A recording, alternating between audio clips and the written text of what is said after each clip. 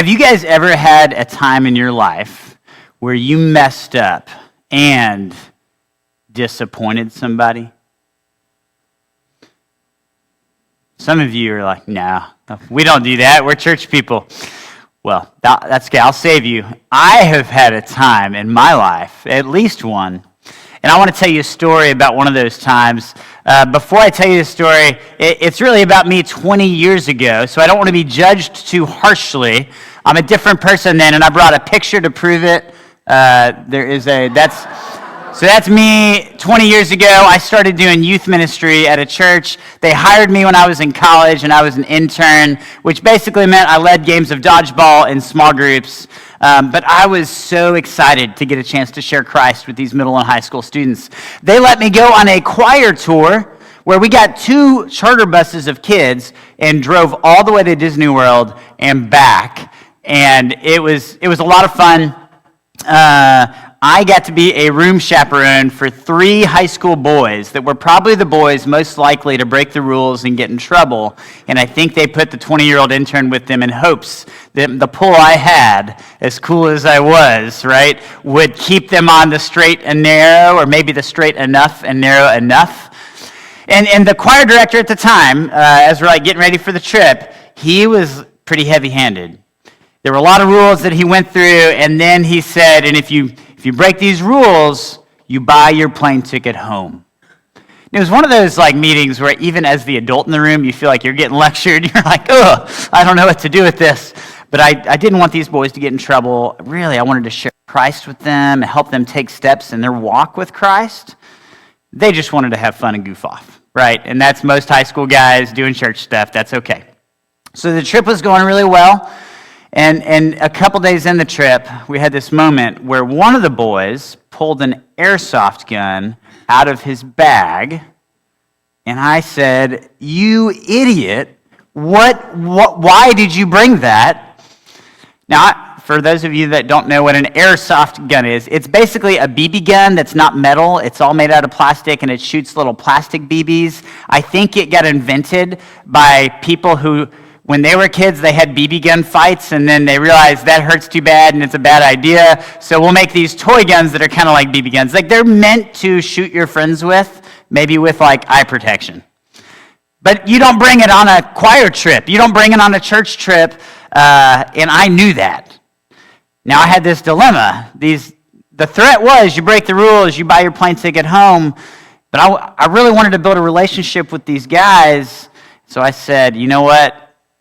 Why don't you put it back in your bag, pretend like it's not there, and I'll pretend I didn't see it. And that worked out really well for about a day, until I came in the hotel room and they had taken some of like restaurant numbers, like here's your number, wait for your order. They probably stole them from one of the restaurants we were at, and they had lined them up on the dresser, and they were taking shots, like target practice in the hotel room. And I thought, well, that's kind of harmless. We're not like really hurting anything. So I joined in. Right? And a couple more days went on, and that was kind of the nightly ritual. And then there was one night where the choir director came in, and the airsoft gun was laying on the bed. And he said, "What's that?" And no one said anything, including me. And then he said, "Who does that belong to?" And the boy fessed up, like probably shaking as he's raising his hand. And then the choir director looked at me and he said, "You knew about this?" And I just, I'm a horrible liar. I can't really lie well. I just hung my head. So that boy got marched off to a hotel room. It's like 10 at night. That was like the bedtime check. He got to talk alone with the choir director, the youth director, and lucky for him, our senior pastor was on the trip, right? So you get lectured in a hotel room at 10 at night and have to call your parents and tell them what happened. And he came back 20 minutes later crying. So these high school guys, no one is saying anything. And then the choir director pointed to me. He said, "Now we need to talk to you." And I was like, oh man, I really liked this job. I really liked this job, and I feel like we were making progress. We hadn't fully had a spiritual conversation yet, but this was probably going to help, right? You guys want to pray? Yeah, we need to pray. But I just knew I had messed up big time. They trusted me to be responsible, and I didn't do the responsible thing. And I got to sit in a hotel room with the choir director and the youth director and my senior pastor to get lectured, and oh man. And the words I'll never forget from that conversation was when one of the adults in the room looked at me and said, "I'm disappointed in you." Now, we've all disappointed people, right? The point of the story also is it's not parents that if you've ever said, "I'm disappointed" to your kids, sometimes you got to get that out and you got to clear the air. We've all disappointed people. It's not a really big jump when we feel like we've disappointed someone else to assume that God also is disappointed with us. I think sometimes we believe that God is disappointed with us. Maybe because of something that happened, maybe just because we feel like we in general are a disappointment. If you think about it, we live in a performance-based world. You have to get the grade, you have to earn the approval, you have to prove your worth. And so I think it's automatic for us that we think God must work the same way. And if I ever feel like I don't make the cut, man, I just know God is disappointed with me right now. We're starting a new series called Stuff Jesus Never Said. And today we're going to talk about this thing that we believe. That many times we think that maybe it's somewhere in the Bible, or we think there's something that sounds spiritual, but really Jesus never said it. And today we're going to ask the question, did Jesus ever say, "I'm disappointed in you"? I think the really interesting question that we might need to ask is, what if that voice of shame in our head isn't actually God's voice at all? But what if it comes from somewhere else? Will you pray with me? God, come and teach us from your word. I'm so thankful that we have your scriptures, that you show us yourself, you show us what is true. I pray that today as we read your scripture, you would help us to counteract any lies or misunderstandings that are embedded deep within us. Come and teach us so we can be people who follow you and become like you. Amen. And so as Jesus goes about his ministry in the Gospels, he spends time with a lot of people. And some of the people he spends time with are the kind of people that if I was going to make a God is disappointed with these people list, I think they would be on it. Now, I want to be clear. I don't think there's a list of the people God is disappointed with. But if Thomas Johnson is making the list, these people are on it. And here's the two kind of people that he spent time with that I think God might have had something to say about. Sinners. Like if socially someone's telling a story and they're like, "Oh, the sinners," surely those people, God's not very happy with them, right? So the sinners, and then the tax collectors. The tax collectors were basically the worst traitors of Jesus' day. And so there's an encounter in Luke 15 where Jesus is actually sharing a meal with sinners and tax collectors. If he's going to be disappointed with anyone, it's got to be these guys. The religious folks are confused. They ask Jesus, "What's going on here?" He doesn't give them a clear answer. Instead, he tells them 3 stories.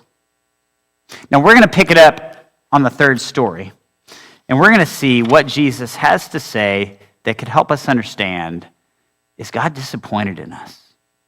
So Luke 15, picking it up in verse 11, here is the story that is the answer to the question. Jesus continued, "There was a man who had 2 sons. The younger one said to his father, 'Father, give me my share of the estate.' So he divided the property between them. Not long after that, the younger son got together all he had, set off for a distant country, and there squandered his wealth in wild living. After he had spent everything, There was a severe famine in that whole country, and he began to be in need. So he went and hired himself out to a citizen of that country, who sent him to his fields to feed pigs. He longed to fill his stomach with the pods that the pigs were eating, but no one gave him anything. So I want to stop and kind of parse some of this out for a little bit. There is an older son who seems like he's on the straight and narrow, and a younger son who is definitely not. He's going through the sowing wild oats rebellious stage, okay? And it involved him asking for his inheritance, which really, he's basically telling his dad, I wish you were already dead. I don't need a relationship with you. I just need your stuff. So there's broken relationship. The boy then leaves home. He wastes everything on wild living, which is another way to say he fell very short of the moral standards, right? You can use your imagination, or maybe don't let it go there. So moral failure, broken relationship, and then he ends up in this weird predicament where he is having to make a little money on the side because he's wasted all of it, and he ends up feeding pigs. Now, I think most of us in here would agree, we don't want the job that is feeding pigs. And if you're a pig farmer, really sorry about this. It just doesn't sound that fun. It sounds pretty messy and gross. In Jewish culture, it was even worse than what we here today can imagine. It was a metaphor for utter defilement. This guy was at the bottom of the bottom. Pigs were unclean animals. Not only could you not eat them, but you weren't supposed to touch them, and they generally just made you an unclean person. And the younger brother isn't just feeding the pigs, he's wishing he had their food to eat. He has hit rock bottom. I wonder what a modern parallel would be. A kid goes to college and blows all his student loan money, partying while failing out of school. A person gets into debt, and instead of taking responsible steps to get out, they lie, cheat, and steal to get more money. A person has some doubts about their faith and about God, and instead of working through those questions, they turn away from God and away from the church, and not just turn away, they become an evangelical atheist to work against God and the church. Someone has an occasional habit that becomes a little bit more of an addiction that starts to take over their life, that starts to unravel everything they have put their life into, affecting relationships. There's a lot of stories we could tell about somebody hitting rock bottom, and I bet some of you in here have those stories yourselves. If you've had that story, or if you haven't had that story, but you've just messed up big time, you know that when you blow it like this, your first instinct is to hide. It's to hide because it's so embarrassing to admit that you've made that kind of a mistake, right? That's why I had to show a picture of myself 20 years ago and joke about it, because there's that little bit of insecurity, right? When we make a big mistake, our instinct is to hide. This is what happened in the garden with Adam and Eve. They eat of the tree that God told them not to eat, the tree of the knowledge of good and evil. Their eyes are opened, and they realize, oh no, we're naked. We can't be around each other or God, and they go and they hide. And it's kind of silly to think about, like people realizing one day, oh, I'm naked. Like, that is kind of funny. But their reaction is what all of us do when we realize we've messed up. It's maybe I can put myself out of sight. Maybe I can just go and sit in a hole in the ground and forget about it. Maybe if I hide enough, it'll just go away. Or even worse, maybe someone's disappointed in me and I'm going to just do them a favor and get out of their presence. This comes from a place of shame. Now, I want to explain a little bit. Shame is not the same as guilt. Guilt is when you feel bad about what you did. And guilt is actually a good response to wrongdoing. I've had to remind my kids about this a couple times, like, hey, you should feel bad for hitting your brother or whatever it is. If you are not capable of feeling guilt, we have a word for that. It's sociopath. Seriously, like someone that's incapable of feeling empathy. So like that would be really concerning. And so guilt can be bad if it is a false guilt. If people make you believe that you did wrong things, but you didn't really do wrong things. Guilt can also be bad if we carry it around with us too long. And sometimes we're really good at that, right? We don't forgive ourselves. But what's even worse than guilt is shame. And shame is what causes us to hide. Guilt says, I did something bad. Shame says, I am bad. Guilt is acknowledging I made a mistake. Shame is saying that mistake says that I am not worth it anymore and there's no way to come back from this. Do you guys see the difference? When we're feeling shame, it can be kind of a downward spiral of feeling like we're not worth it, we'll never be worth it, there's no redemption possible, it'd be better if I wasn't here. When our shame self-talk gets going long enough, that's when the enemy cuts in. And the enemy whispers to us in that moment, you didn't just disappoint people, you disappointed God. God's tired of you. You're not worth it. He's done with you. God must be disappointed in you. So the first thing we have to understand is that this is the lie. The lie is that God is perpetually disappointed in us. Sometimes we make God in an image of something else. Maybe it was a bad relationship or a time when someone made us feel really shameful. But I think sometimes we imagine that God is sitting up in the clouds somewhere, just kind of shaking his head at us. That his forever posture towards us is disappointment and I doubt you'll ever be good enough. But that is a lie. We have to acknowledge that that is a lie. If we don't, we will constantly think that we're never going to be enough to come back to God. There's no path back. Now, this is the place that the younger brother's at. Notice when he messed up, and he messed up big time, right? He messed up big time. He didn't go back home and ask for help. What did he do instead? Yeah, he stayed in the country he was in. I guess I got to fend for myself because I can't bring myself to go back to my father's house. There's too much shame. And so he hides. He's believing the lie that his dad must be so disappointed with him, there's no way back. But I want you to watch what happens. We're going to continue in the story. The way Jesus tells this parable, it just has so much for us. We're going to pick it up in 17. When he came to his senses, he said, "How many of my father's hired servants have food to spare? And here I am starving to death. I will set out and go back to my father and say to him, 'Father, I have sinned against heaven and against you. I am no longer worthy to be called your son. Make me like one of your hired servants.' So he got up and went to his father. But while he was still a long way off, his father saw him and was filled with compassion for him. He ran to his son, threw his arms around him, and kissed him. The son said, 'Father, I have sinned against heaven and against you. I am no longer worthy to be called your son.'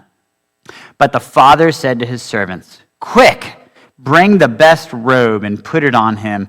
Put a ring on his finger and sandals on his feet. Bring the fattened calf and kill it. Let's have a feast and celebrate. For this son of mine was dead and is alive again. He was lost and is found.' So they began to celebrate." There's quite a turnaround that happens here, right? I love that it starts with an awakening moment. It says when he came to his senses. You ever had that aha moment where what you thought was true, you realized, oh man, I've been thinking about this all differently. This is the beginning of repentance. It's the beginning of the younger brother turning, he has been focused on a self-seeking life of pleasure and wasting a bunch of money. He was focused on that. He turns and says, maybe there's a chance I can come back to my father. That's not the whole journey, but that's the beginning of the journey. He has a little awakening moment. And then he begins to concoct a plan. Do you notice his plan? It involves a well-rehearsed apology, but also, here's how I'm going to win your love back. I know. You don't have to count me as a son anymore.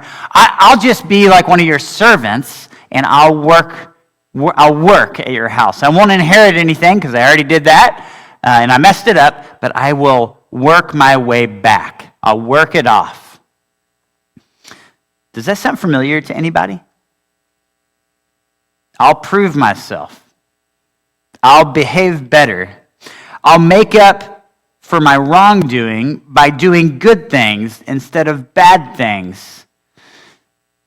I would be willing to believe that for some of us in here, this is our gut reaction to making a mistake. It is, well, I made a mistake. Now I need to win back approval. Now I need to prove that I really am worth it. Now I need to do something. This is a consequence of believing the lie, that someone is so disappointed in me. I need to earn my way back. I could never get back unless I earn and achieve. But do you notice what the father does? The father doesn't even let him get all the way to the house, does he? The father is sitting there waiting and sees him when he's coming from far away. That shows us that God is watching. He's waiting for us to return. The father is filled with compassion for his son, not anger and judgment. And most striking thing of all is that the father gets down and runs across the field to him. Now, I know in this culture that might be like a big deal, but in ancient culture, men didn't run. Everyone else around them did things for them. If they wanted something faster, someone else ran, but not them, especially not the patriarch. He loses his dignity. He's willing to give it up so that he can run and embrace his son. And then he doesn't even let him apologize all the way, does he? The younger brother is like halfway through his rehearsed speech, and the father cuts him off and says, hang on a second. Hey guys, can y'all get that party ready? Because we're celebrating tonight. The father in this parable shows us how God really responds when we make a mistake. And here's the truth, that I should preface this, when we make a mistake, God runs towards us, not away from us. Sometimes we might believe that this is true on our best days. You might say, yeah, I could believe that on my best days, God runs towards me, not away from me. But can I tell you this? Did you know on your worst day, God runs towards you, not away from you? Thanks be to God. He gives the son robes and rings and feastings. These aren't just gifts, they're restoration symbols for identity and authority and community. But here's the really scandalous thing about this story. The younger son deserved none of that. He didn't deserve it. He got what he did not deserve. What he deserved was to continue to be kicked out of the family for dishonoring the family name, taking his portion of the inheritance, wasting it. That's what he earned. But the father doesn't give him what he earned. He gave him what he could never earn, a place back in the family. When we come home to God, we don't get condemnation, we get celebration. That's what this story shows us. Paul talks about this in Romans chapter 8. Verse 1 says, "For there is now no condemnation for those who are in Christ Jesus." this is a promise to us that when we have Jesus, God does not look at us with judgment and condemnation anymore. That because of God's grace, this is the scandal of the gospel. It's the scandal of grace. Even on our worst days, God doesn't look at us just hoping that he can let his wrath loose. But because of what we have in Jesus, God gives us his grace. He welcomes us back into the family. So when we know that this is true, it changes how we live. We live with a humble confidence when we know that this is true. It's confident because we know that even on our worst days, it's not going to take away our status before God. It's not going to take away God's love for us. It's not going to kick us out of God's family, even when we make pretty bad mistakes. But it's a humble confidence because we know we didn't earn it. It's not because I did better than those guys. It's just because God has an abundance of grace for us. So at the end of this story, there's an invitation, but it comes in the form of a follow-up story. So I want to read the follow-up story, and I think it leads to an invitation for all of us. Meanwhile, the older son was in the field. Remember that older son, the one that was on the straight and narrow that did everything good? He's back in the story. When he came near the house, he heard music and dancing. So he called one of the servants and asked him what was going on. Your brother has come, he replied, and your father has killed the fattened calf because he has him back safe and sound. The older brother became angry and refused to go in. So his father went out and pleaded with him. But he answered his father, look, all these years I've been slaving for you and never disobeyed your orders, yet you never gave me even a young goat so I could celebrate with my friends. But when this son of yours, who has squandered your property with prostitutes, comes home, you kill the fattened calf for him. My son, the father says, you are always with me, and everything I have is yours.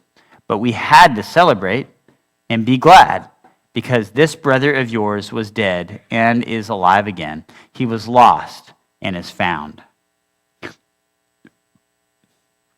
That older brother thinks he knows better, as older brothers tend to do. I'm an older brother, I get that. Man, sometimes I think I know better.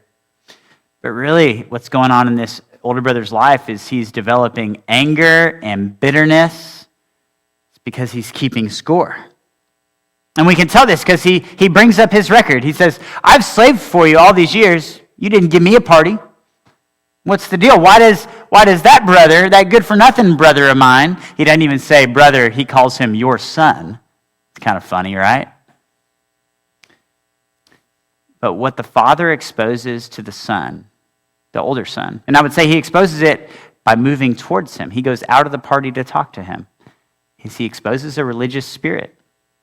He exposes an attitude that says, I've earned it more than others, so they need consequences and I need reward. He exposes ego that thinks he is better than his brother.